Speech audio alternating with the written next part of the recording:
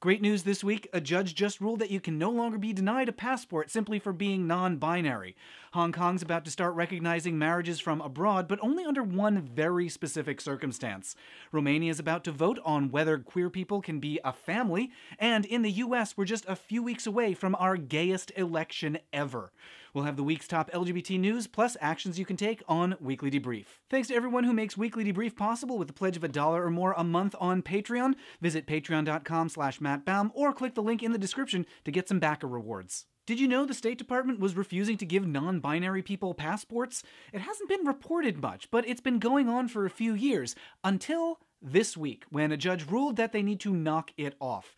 The judge ruled that the State Department's policy was irrational, and they need to reverse it right away.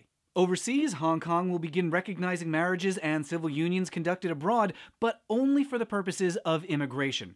In other words, if you're married to a Hong Kong person and you get married to them in, say, Australia, you can apply for a dependent visa to become a permanent resident of Hong Kong. It's not a huge step forward. There's still no other relationship recognition in Hong Kong, but it's a start. Things are much worse in Romania, where citizens will vote on October 6th whether same-sex couples can constitute a family.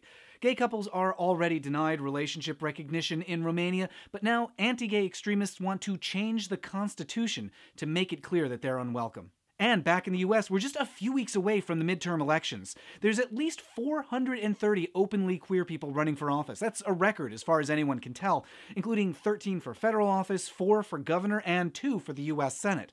With attacks on queer people in the US and abroad on the rise, it's never been more important to get LGBTQ people elected. So if you haven't already, head over to victoryfund.org to see who's running near you. Time's running out for one last big get out the vote push before November.